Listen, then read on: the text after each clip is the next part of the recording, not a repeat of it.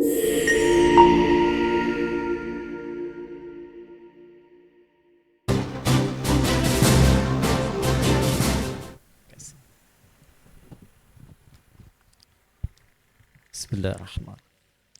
Assalamualaikum warahmatullahi wabarakatuh.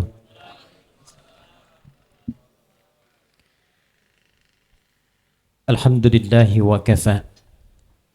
Wassalatu wassalamu ala rasulillahil mustafa wa ala alihi wa sahbihi wa man wafa min ummatil awwaliyah ila asril muhammadiyah wa ba'du. Yang kami hormati, kami banggakan Profesor Dr. Kiai Haji Haidar Nasir beserta Ibu Siti Nurjana. Saya saat ini punya dua hobi baru. Pertama, hobi mengikuti agenda Ketua Umum PP Muhammadiyah. Dan yang kedua, saya sudah merutinkan bahkan dalam amal-amal harian untuk menyertakan beliau ini dalam doa rutin kami. Saya selalu minta pada Allah supaya disehatkan, dikuatkan. Dari sejak kami membaca, melihat, mengenal dan membersamai Ayahanda Prof. Haidar ini, dan dari sejak belajar matan keyakinan dan cita-cita hidup Muhammadiyah, saya telah sampai pada kesimpulan beliau ini bermuhammadiyah dengan seutuhnya dan sekarang bertransformasi menjadi negarawan yang sejati. Dan ini langka. Ya, maka mohon izin, ini baru saya sampaikan. Mudah-mudahan Allah senantiasa jaga, lindungi dan sehatkan beliau dan keluarga.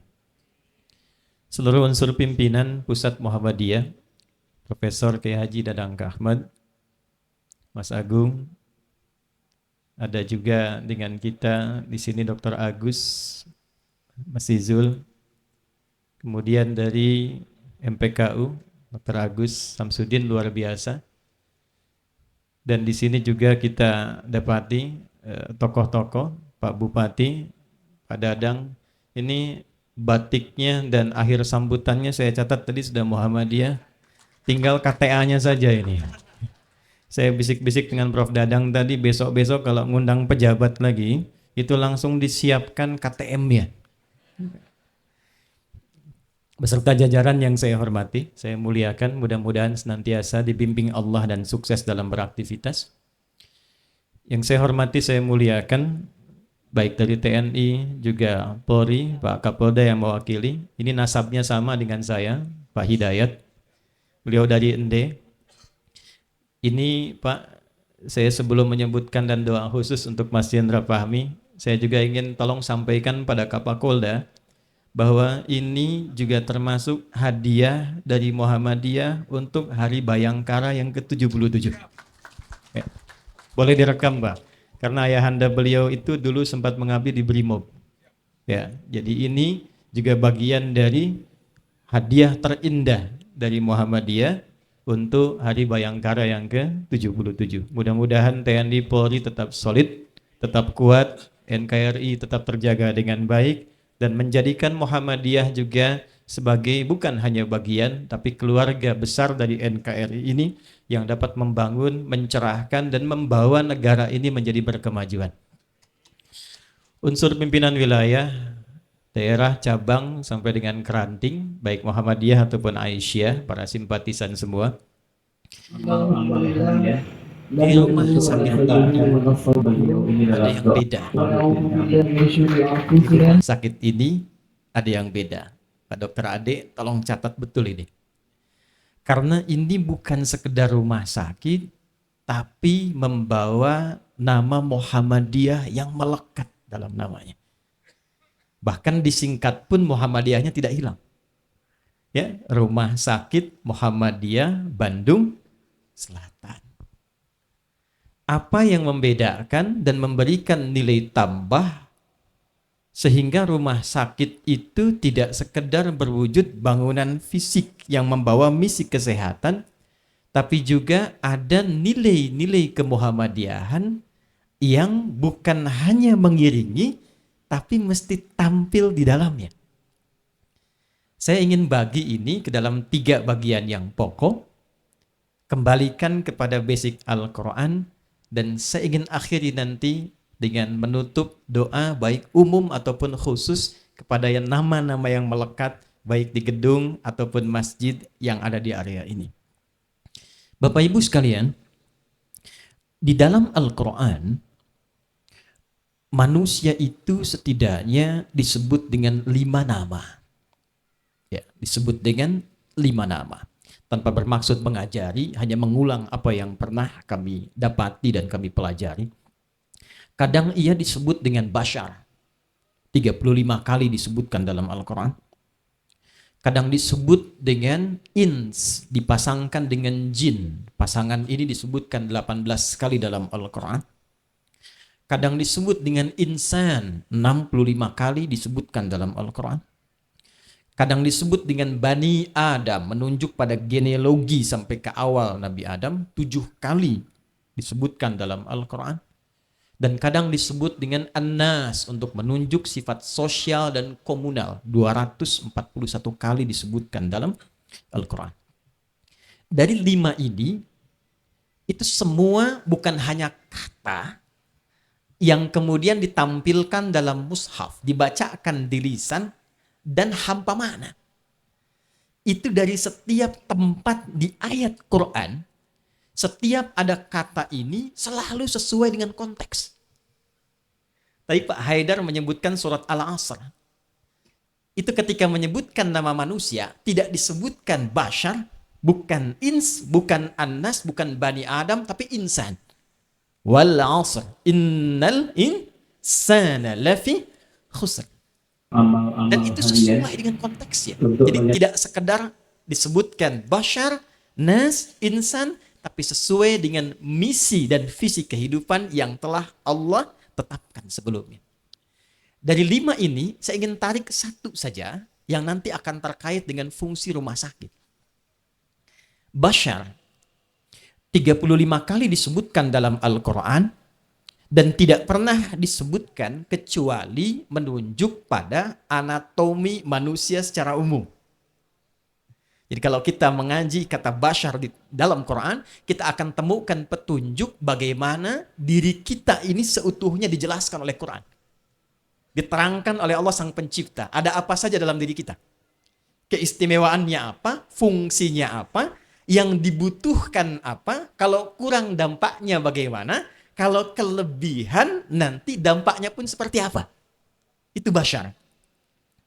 Karena itu menjadi penting kata bashar ini bahkan sebelum pengenalan misi Adam alaihissalam. Jadi Nabi Adam itu sebelum diviralkan misinya sebagai pemakmur, khalifatullah, pemakmur, penyukses di setiap tempat yang dipijak di bumi, dan itu tinggi nilainya, ternyata yang diviralkan dahulu itu adalah unsur penciptaannya. Quran surah ke-15 ayat ke-28. Wa idh qala rabbuka lil malaikati inni khaliqum bashara min salsalim min hama'im masnun fa idza sawaituhu wa nafakhtu fihi min ruhi, komponennya, faqa'u lahu sajidin. Baik, ini mohon izin tidak bermaksud mengajari, tapi saya khawatir jangan-jangan puluhan tahun jadi manusia tak kenal siapa dirinya. Dan ini nanti yang melahirkan problem-problem sosial dalam kehidupan. Sehingga ulama sekarang menambahkan, Islam itu bukan hanya salihun likulli zaman wal makan, tapi muslihun lima kana alaihi minal masyakil. Salih dan muslih, berkesesuaian dan memberikan solusi dari semua hal yang terjadi di era-era yang bergerak itu. Bapak Ibu, manusia kata Allah, pencipta kita, itu memiliki 3 unsur pokok yang harus memiliki keseimbangan di dalamnya. Ada unsur fisikal, ini fisiknya, body, jisimnya, yang terkait dengan jisim dikenal dengan jasmani namanya, ujung kepala sampai ujung kaki. Yang kedua ada akalnya. Jadi kalau fisik saja tanpa akal, ini problem. Ya, bisa jadi nanti mendekati kepada hewan. Bedanya hewan dengan manusia, dia ada desain akalnya. Yang ketiga, cepat ada rohnya. Baru disebut manusia kalau ada 3 unsur ini. Ada fisiknya, ada akalnya, ada rohnya. Fisik dengan roh saja, tanpa akal, hewan. Fisik saja, tanpa roh, tanpa akal, itu mayit namanya. Akal dengan roh tanpa fisik, itu gentayangan namanya. Jadi mesti ada 3 bagian ini, baru disebut sebagai manusia. Dan dahsyatnya, kalau kita gali 6.236 ayat dalam Al-Quran, Al-Fatihah sampai dengan An-Nas, itu Allah begitu tuntas menguraikan semua kebutuhan dan fungsi-fungsi semua bagian tubuh manusia ini. Fungsi fisik, saya cepat, ini saya izin tanya panitia, saya berapa menit ini? Sampai asar ya, baik silahkan. Saya mungkin jam 3 selesai, Anda mau sampai asar boleh deh. Fisik. Fisik itu sederhana, cuma 1 kata saja yang ditampilkan oleh Quran tapi dalam. Nanti dirinci di ayat lain. Quran surah kedua Al-Baqarah ayat 168. Paling kanan sebelah bawah di mushaf. Ya ayyuhan nas, kata Allah. Hei semua manusia tanpa kecuali. Jadi ini indah, di Quran itu ada yang universal untuk semua, ada yang private untuk yang beriman. Ketika ditarik ke wilayah akidah, ke wilayah ibadah, itu Allah panggil dengan kata iman. Hei yang sudah beriman, ya ayyuhalladzina amanu. Tapi ketika ada manfaat-manfaat universal, termasuk bagi yang belum beriman, yang bisa dikaji, di-research, sekaligus dipraktekkan dalam kehidupan, dan bermanfaat luas, itu panggilannya menggunakan ya ayyuhan nas. Dan pakai ya disebutkan 361 kali dalam Quran, memanggil semua jarak, dekat, menengah, dan jauh. Pakai ayyuha disebutkan 150 kali dalam Quran, ayyunya menekankan, haknya mengingatkan. Jadi kalau kita ngaji tafsirnya agak detail kan, hei semua manusia dimanapun kalian berada. Dimanapun tinggal. Aku ingatkan ya, aku tegaskan ya, kulu mimma fil ardi halalan thayyibah. Baik, saya highlight kata thayyibnya itu. Ya. Kulu mimma fil ardi halalan thayyibah. Silahkan bertebaran, beraktivitas di muka bumi untuk memenuhi kebutuhan hidup. Yang pokok itu ada kebutuhan fisik di dalamnya. Makanya bahasanya kulu, makan, menggunakan ya model sinekdok pas prototo. Disebutkan sebagian mewakili keseluruhan. Biasanya kalau kerja kan ibunya tanya ya, papa mau kemana? Mencari sesuap nasi gitu kan ya. Padahal yang dicari 1 rice cooker kan, ya, dan tambahan yang lain. Nah, di ayat ini saya agak cepat. Allah memberikan perhatian pada aspek fisikal. Silahkan menyebar, penuhi kebutuhan fisik. Tapi kalau ingin sehat, kuncinya sederhana kata Allah. Silahkan mencari dengan cara yang benar. Kalau sudah dapat, penuhi kebutuhan fisik thayyibah dengan cara yang thayyib. Dari kata thayyib ini, asalnya katanya thaba. Thayyib sifatnya. Tib karakternya, tabib itu orang yang memberikan perhatian pada kesehatan fisik. Makanya sekarang dokter disebut dengan tabib. Karena memberikan perhatian kepada kesehatan fisik. Quran memberikan 1 kata saja, thayyib. Apa itu thayyib?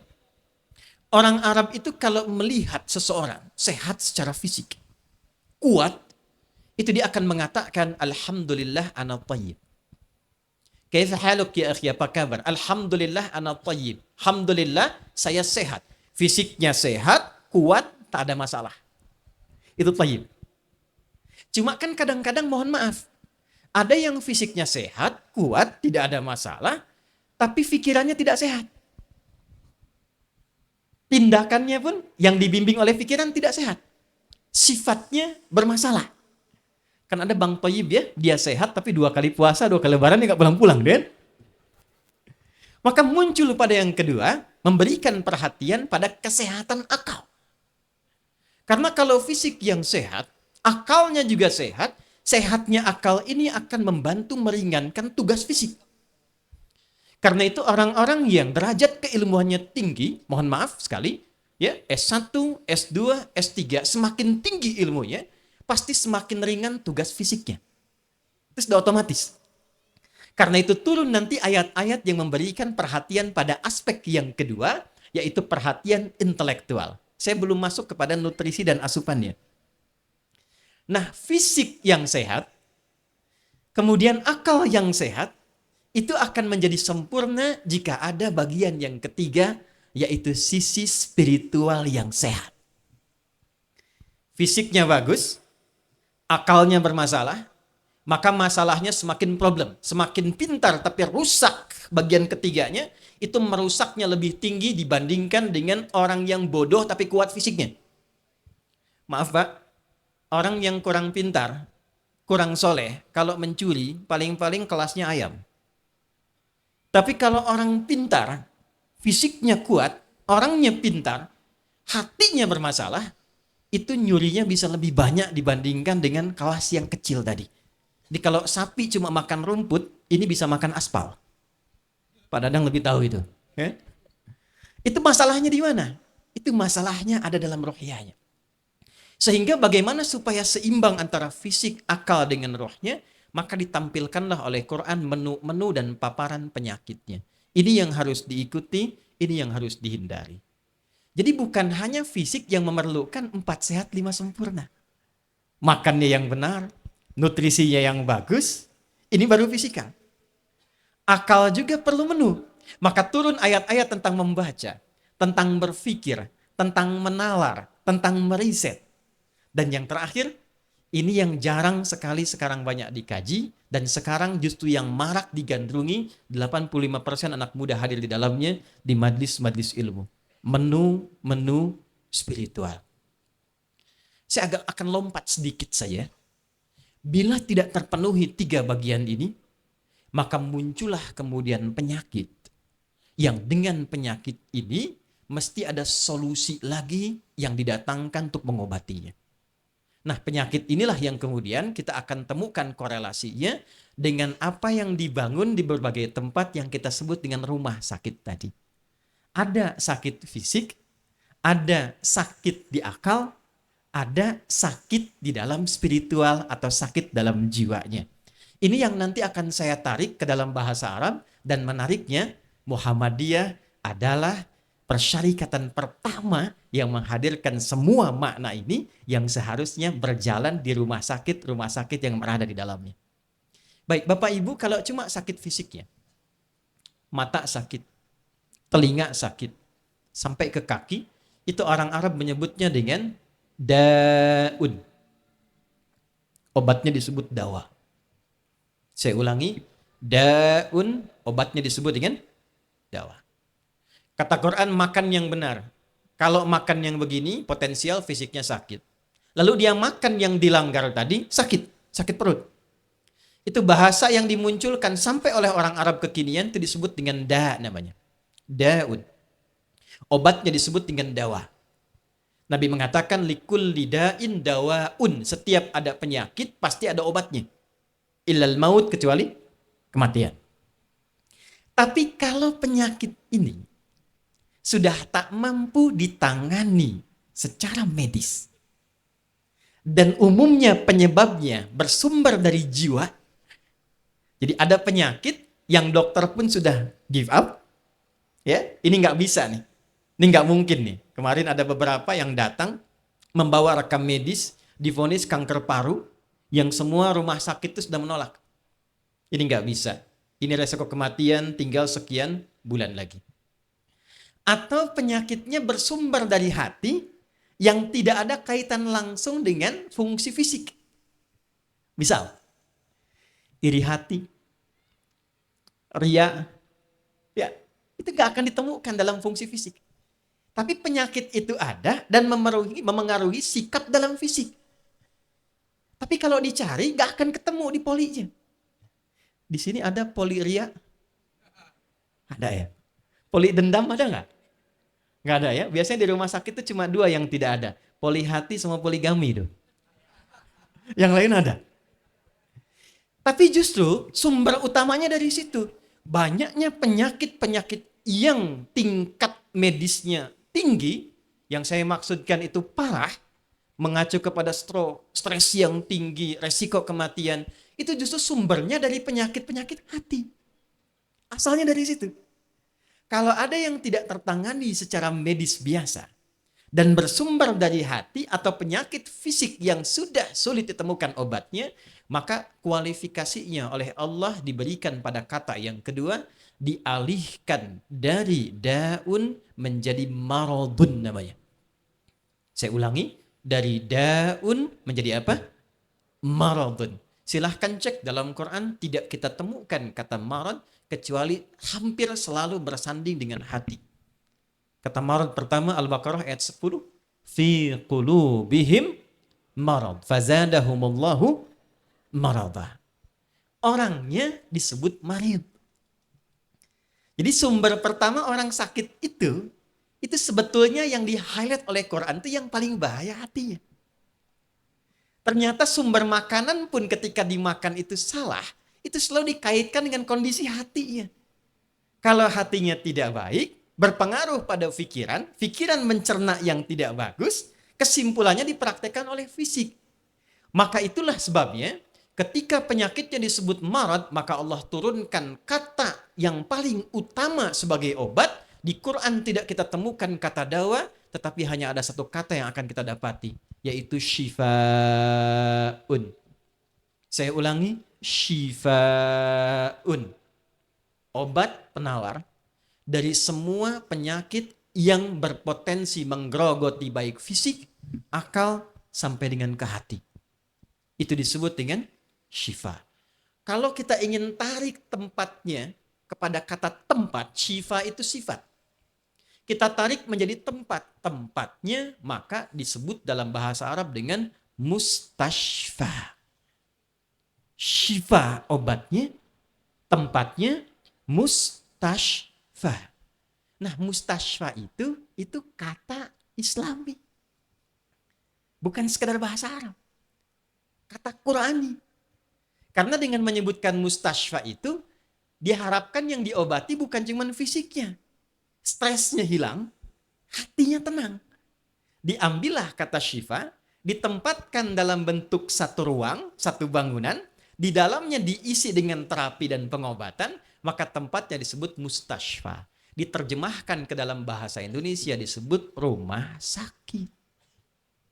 Gitu. Jadi kalau kita bawa ke dalam bahasa Qur'annya, atau bahasa hadisnya, atau bahasa Arabnya, itu nama asalnya mustashfa. Nah yang keren tuh begini, harusnya kalau disebut mustashfa, itu bukan fisiknya saja yang selesai. Gimana caranya pasien keluar rumah sakit, stresnya juga hilang. Gimana caranya keluar dari rumah sakit, hatinya juga tenang. Jadi bukan sekedar penyakitnya divonis sembuh secara medis, tapi stresnya masih ada. Bukan sekedar penyakitnya disebut divonis sembuh secara medis, tapi hatinya masih gelisah. Jadi ketika Bapak Ibu menanamkan nama dan melekatkan nama Islam yang melekat pada nilai-nilai rumah sakit itu, misal Rumah Sakit Islam Jakarta. Mana Pak Direkturnya tuh? Itu ada Islamnya tuh. Ya, maka mesti ada bedanya. Apa bedanya dengan rumah sakit yang bukan Islam? Value yang 3 tadi itu mesti muncul. Jadi begitu keluar dari Rumah Sakit Islam Jakarta, Cempaka Putih, Masya Allah, sehat fisiknya, ceria wajahnya, tenang hatinya, gembira keadaannya. Itu mustashfa, Rumah Sakit Islam. Yang paling istimewa dan tanggung jawabnya lebih besar lagi, bukan sekedar rumah sakit Islam, tapi rumah sakit Muhammadiyah. Ini. Jangan tepuk tangan dulu, saya belum jelaskan. Ya, maaf, saya tadi itu agak cepat dan lompat-lompat karena baru mau mukadimah. Ini isinya. Tadi itu baru mau mukadimah, makanya saya agak lompat, agak cepat. Ini isinya. Ini yang mau saya sampaikan. Muhammadiyah itu bagian kedua. Ini bukan sekedar nama. Saya mencoba menjelajahi dan menapaktilasi perjalanan Kiai Haji Ahmad Dahlan. Dan terkhusus ketika Ayahanda Prof. Haidar memberikan pengantar sekilas tentang Napaktilas Muhammadiyah di Jogja saat peresmian SM Tower itu. Itu langsung saya putuskan, saya senang sejarah Pak Ibu. Langsung saya putuskan saya tambah tinggal di Jogja 2 hari.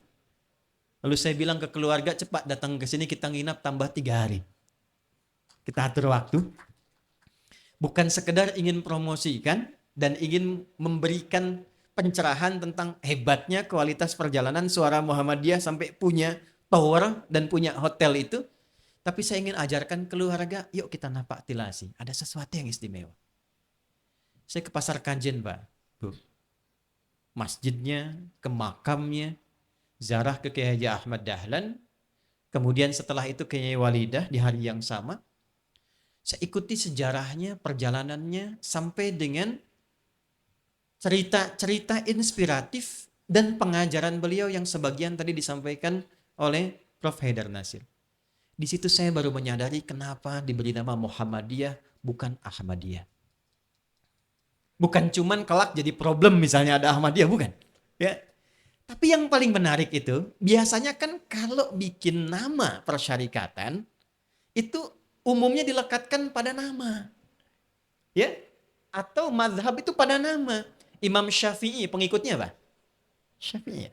Imam Malik pengikutnya apa? Ahmadiyah. Kiai Haji Ahmad Dahlan, tidak Ahmadiyah, tidak Dahlaniyah. Kok bisa Muhammadiyah gitu? Oh, hati-hati, jangan-jangan nih yang di unsur-unsur sampai ke bawah pimpinan ya. Di Muhammadiyah bermuhammadiyah tapi belum kenal Muhammadiyah itu, ya. Saya KTM hafal, Pak. Ya, 10 25 06 95 19 16 79, hafal saya. Ya. Dan pertama kali saya dapat kartu ya dari pondok pesantren, itu saya laminating, selalu ada di dompet saya. Saya bawa kemana-mana itu.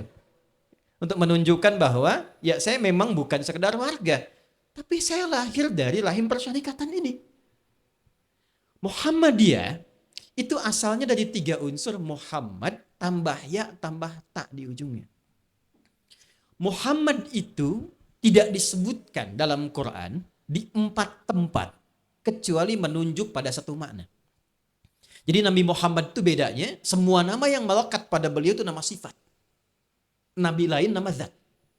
Adam nama zat, Nuh nama zat. Nama zat itu nama untuk membedakan satu dengan yang lainnya. Bagaimana membedakan adik dengan adik yang direktur rumah sakit? Ya, itu namanya. Pak Adi, saya yang tengok. Dokter Ade, beliau yang tengok. Itu nama zat. Tapi kalau Anda ingin berikan kekhususan yang menunjukkan ini Pak Ade yang rajin, yang ulet, yang sabar, itu nama sifat namanya.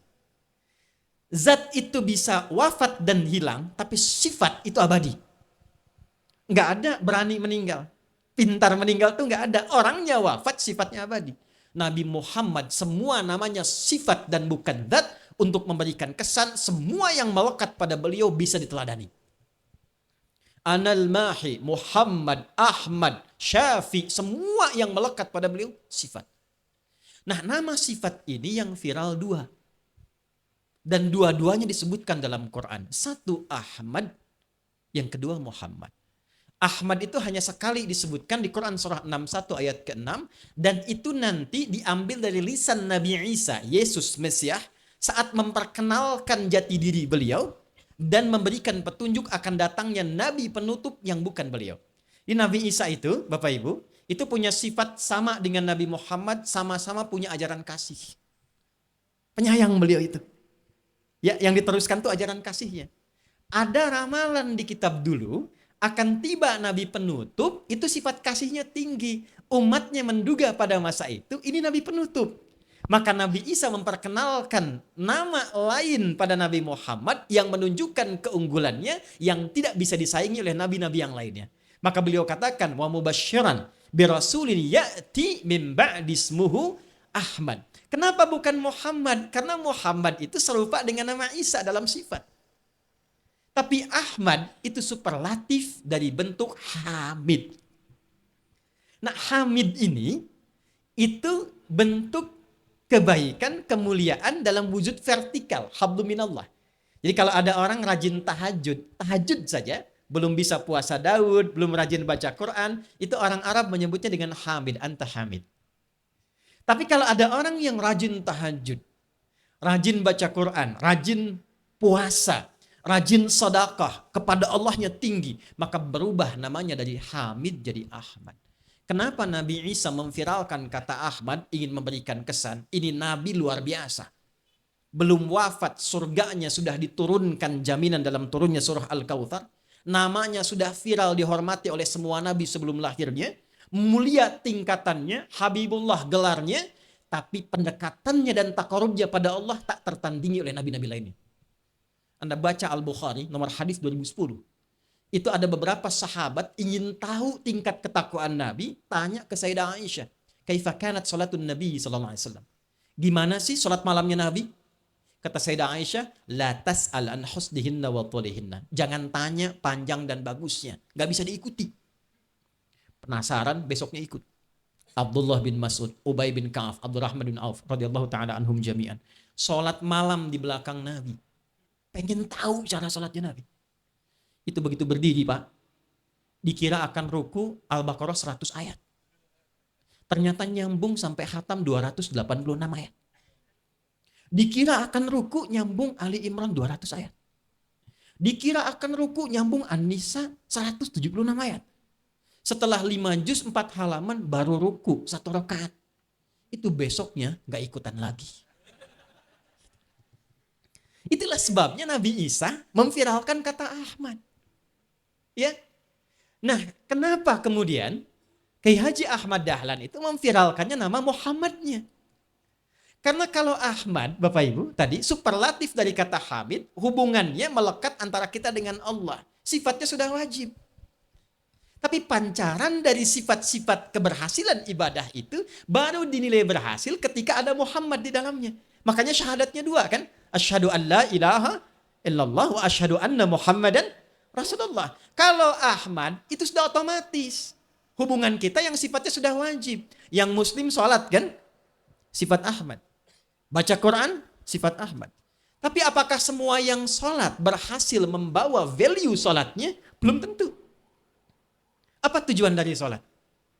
Bukan hanya membuktikan kehambaan kita di hadapan Allah, tapi juga membawa nilai-nilai kebaikan yang dipraktekkan dalam kehidupan. Orang itu baru disebut sukses sholatnya kalau nilai-nilai dalam sholat bisa dipraktekkan dalam kehidupan. Kalau cuma mengentaskan kewajiban, Anda takbir, selesai salam, sudah kewajiban tuntas, pahala dituliskan. Tapi membangun nilai kehidupan dari nilai-nilai sholat tadi, seperti apa dipraktekannya? Kok bisa orang dulu sholat, dari yang tadinya rakus jadi dermawan? Orang dulu itu sholat, yang tadinya kriminal, tiba-tiba jadi orang paling baik di zamannya. Maka turunlah Quran surah ke-29 ayat ke-45. Innas sholata tanha 'anil fahsya wal munkar. Jadi baru disebut benar dan berhasil sholatnya itu ketika spirit dan value sholat diterapkan dalam kehidupan. Fahsya dan mungkar itu hilang. Fahsya itu keburukan yang bersumber dari syahwat. Maaf, pornografi, porno aksi, LGBT, zina, selingkuh dan turunannya, itu fahsya. Jadi kalau ada orang sholat tapi masih melambai, itu ada yang tidak tepat dalam sholatnya. Ada orang sholat berzina, tidak tepat dalam sholatnya. Mungkar, itu semua perbuatan yang diingkari hati, sumbernya nafsu perut dan akal. Maaf, mencuri, korupsi, merampok, membunuh, dan turunannya, itu mungkar. Jadi kita, saya, Anda, kita, baru disebut benar sholatnya, itu ketika selesai sholat, merubah menjadi pribadi yang lebih baik. Dari ujung kepala sampai ujung kaki. Itulah value-nya. Kalau kita ingin terapkan value ini dari konteks sholat menuju konteks kehidupan yang kita lakukan dalam hidup ini, maka berubah namanya dari Hamid menjadi Mahmud. Dari Ahmad menjadi Muhammad. Maaf, kalau ada penyabar, tapi belum jujur, itu Mahmud namanya. Ada yang jujur tapi nggak sabaran, itu Mahmud namanya.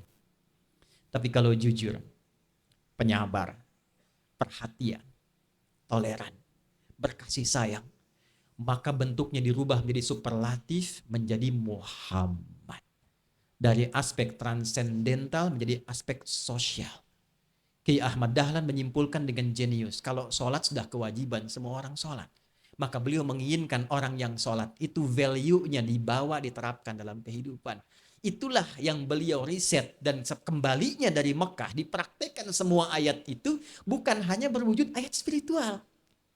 Bagaimana mentransformasikan Al-Ma'un itu menjadi tempat-tempat pondok yatim. Bagaimana bisa menjadi rumah sakit. Bagaimana bisa menjadi sekolah. Kalau kita ingin terapkan nilainya, ingin diikuti, maka kita tambahkan ya nisbah kepada kata Muhammad menjadi Muhammadi. Tapi kalau kita ingin ikuti karakter, sifatnya, value-nya, saat yang bersamaan kita kumpulkan semua nilai kebaikannya, maka tambahkan tak di ujungnya, maka menjadi Muhammadiyah. Maka rumah sakit ini, ketika melekatkan nama Muhammadiyah di sampingnya, ingin memberikan kesan, ini bukan hanya tempat yang Anda mencari kesembuhan secara medis, tapi di sini ada perawat dan suster yang penyabar. Ada manajemen yang jujur dan akuntabel.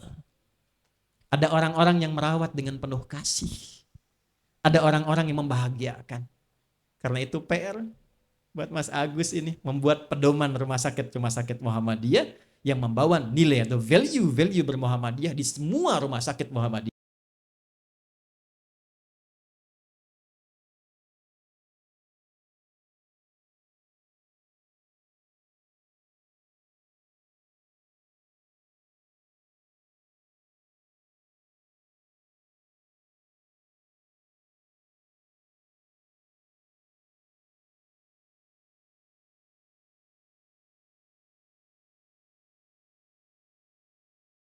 Trial.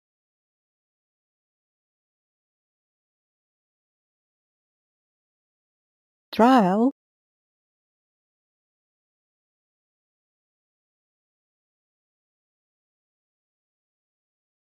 Trial.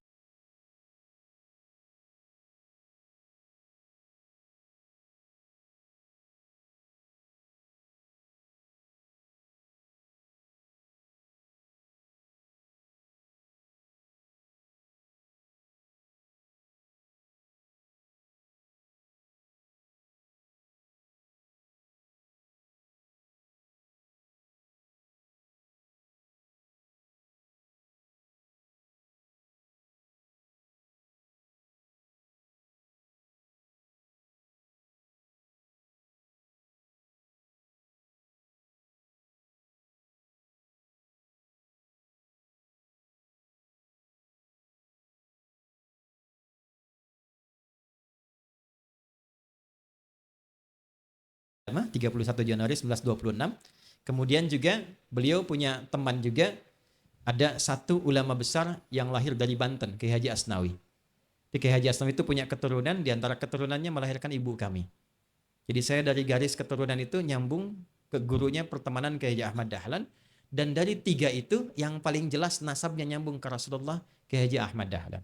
Bin Kiai Haji Abu Bakar, bin Kiai Ilyas, bin Kiai Sulaiman, bin Demang Jurang Juru Kapindo, bin Demang Jurang Juru Sapisan, bin Kiai Gerbek, nyambung ke Syekh Ahmad Jumadil Kubra, ke Syekh Azmat Khan. Syekh Azmat Khan lahir ke Syekh Ali Zainal Abidin, anak dari Al-Husain, Al-Husain adik dari Al-Hasan, Al-Hasan anak dari Ali bin Abi Thalib radhiyallahu taala anhu, suami dari Fatimah Az-Zahra bintu Muhammad sallallahu alaihi wasallam, bin Abdullah bin Abdul Muttalib bin Hashim bin Abdul Manaf bin Qusay bin Murrah bin Kilab bin Ka'ab bin Ghalib bin Fihir bin Malik bin Nadar bin Kinana bin Khuzaimah bin Mudrikah bin Ilyas bin Nizar bin Mudar bin Ma'ad bin Adnan bin Addi bin Adri bin Muqawwam bin Nahur bin Tarikh bin Ya'rub bin Yasjub bin Nabid bin Ismail alaihi salam bin Ibrahim alaihi salam bin Azar au bin Nahur bin Abir bin Kinan bin Arfakhshad bin Sam bin Nuh alaihi salam bin Mihlail bin Matushalah bin Kinan bin Anwas bin Tith bin Adam alaihi salam.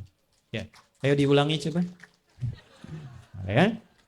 Jadi berbahagia. Yang kedua itu teman Kiai Hashim.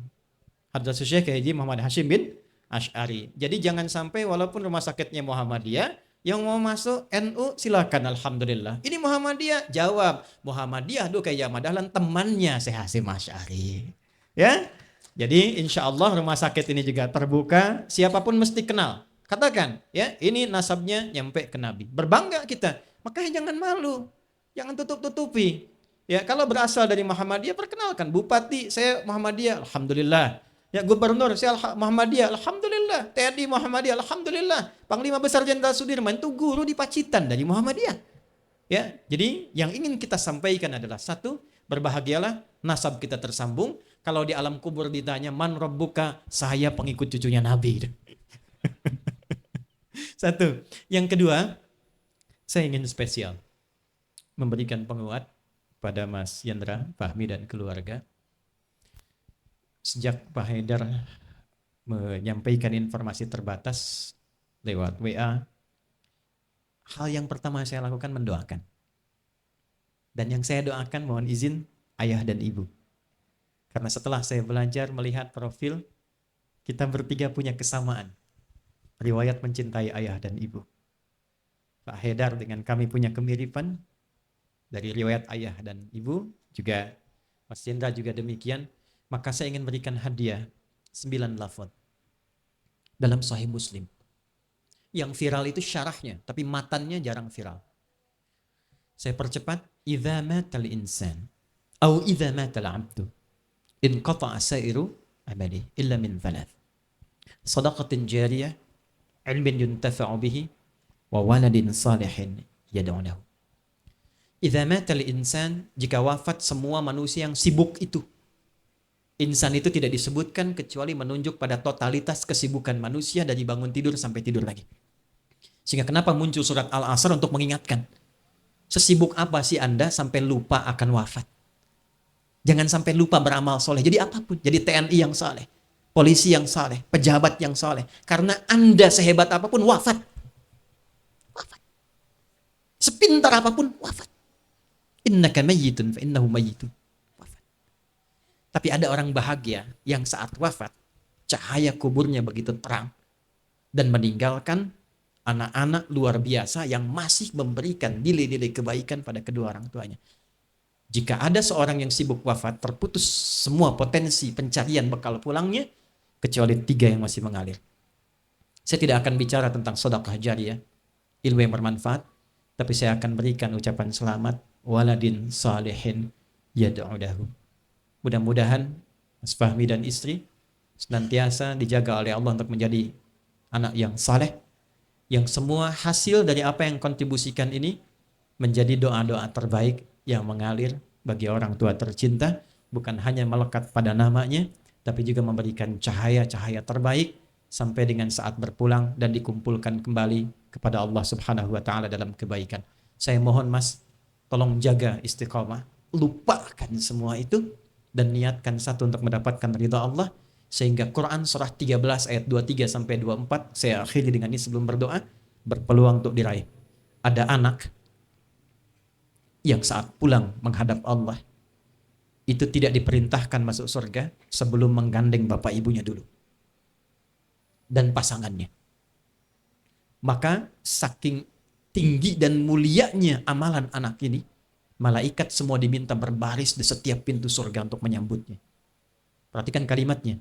Jannatu adnin yadkhulunaha wa man salaha min abaihim wa azwajihim wa dzurriyyatihim. Ada satu keluarga besar yang Allah paradekan masuk surga tertingginya, diawali dari surga Aden. Maka Allah perintahkan, gandeng bapak ibumu yang telah bekerja keras sabar mendidikmu itu, sehingga engkau menjadi orang yang saleh. Gandeng keduanya. Bukan diberikan mahkota lagi, gandeng keduanya. Kemudian wa azwajim, gandeng istrimu yang dengan sabar mendampingimu itu, gandeng dia. Wa dzurriyyatihim, bawa keluarga besarmu. Wal malaikatu yadkhuluna alaihim min kulli bab. Malaikat semua baris di pintu surga. Selamati mereka. Maka mereka mengucapkan salamun alaikum bima sabartum fa ni'ma uqbad dar. Selamat Anda keluarga besar telah bisa hadir di sini karena kesabaran Anda dalam beramal saat berada dalam kehidupan dunia. Semoga sabar dalam menjalani sisa kehidupan sampai berpulang. Semoga dimuliakan oleh Allah beserta keluarga besar. Dan semoga kita semua dikumpulkan bersama Kiai Haji Ahmad Dahlan, Nyai Walidah, bersama Rasulullah SAW dan orang terbaik kita dalam kemuliaan. Kita berdoa, mudah-mudahan dengan iringan azan, doa kita diijabah oleh Allah Subhanahu wa taala dan memberkahi langkah awal dibukanya operasional masjid ataupun juga rumah sakit yang ada di area ini. Alhamdulillahi Rabbil Alamin. Allahumma nahmaduka hamdan kama 'allamtana an nahmadak wa nashkuruka syukran kama 'allamtana an nashkurak. Antal muqaddim wa antal muakhir biyadikal khair innaka 'ala kulli syai'in qadir. Allahumma rabbana la tada' lana fi maqamina hadha wa fi kulli maqamin dhanban illa ghafartah. Ya Allah, bila ada pendosa di tempat ini, jangan biarkan ia pulang kecuali Engkau ampuni segala dosa-dosanya. Wala hamman illa farajtah. Jika ada orang yang sedang merasakan kegelisahan di tempat ini, jangan biarkan ia pulang kecuali Engkau telah menenangkan keadaan hatinya. Allahumma wala maridan illa syafaitah. Bila ada pun satu hambamu yang tengah diuji dengan penyakit, baik saat ini atau esok apapun di tempat di rumah sakit ini, jangan biarkan dia meninggalkan tempat ini kecuali Engkau telah sembuhkan sebaik-baik kesembuhan ya arhamar rahimin. Allahumma barik hadzal makan ila yaumil qiyamah waj'alhu ya arhamar rahimin amalan salihan tardahu wa tuhibbuh. Ya Allah, berkahi rumah sakit ini.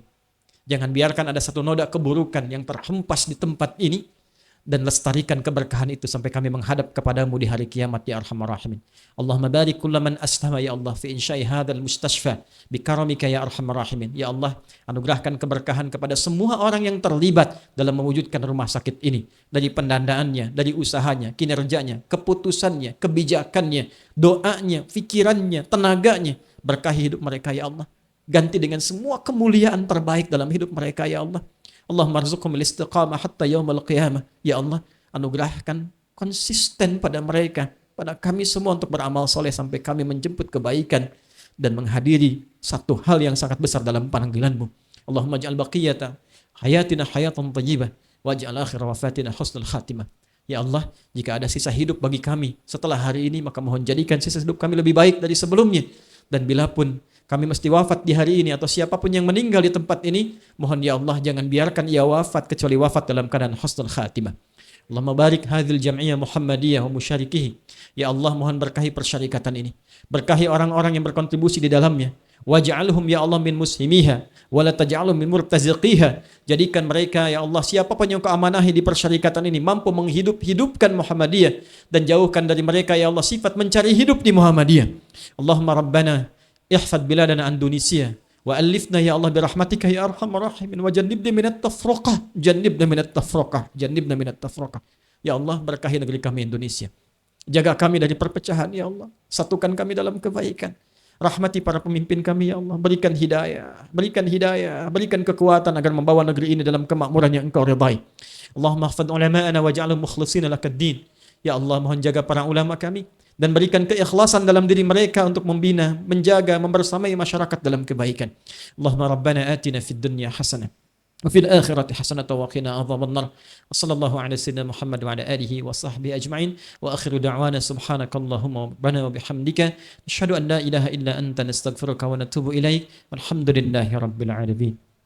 Sebelum saya akhiri, insyaallah saya ingin mengimplementasikan apa yang saya sampaikan. Ini masjid sudah hadir, izinkan kami membersamai dengan mengirimkan mushaf nanti ya, supaya ada kebersamaan. Kalau dibutuhkan ustadz-ustadz pendamping ke depan, kami sedang menyiapkan beberapa ustadz baik yang dikirim keluar ataupun yang saya didik di sini. Itu insya Allah mereka ilmunya dengan sanad semua, sampai adzannya pun sanadnya ke Rasulullah. Di mana rumah sakit Muhammadiyah membutuhkan untuk pendampingan, Mas Agus, tolong jangan sungkan untuk sampaikan. Nanti kami siapkan yang terbaik untuk pendampingan, sehingga betul-betul nama Muhammadiyah ini bisa diimplementasikan dalam praktikal di semua rumah sakit Muhammadiyah, bukan hanya namanya saja. Demikian, nasrun minallahi wa fathun qarib wa basyiril mu'minin. Assalamualaikum warahmatullahi wabarakatuh.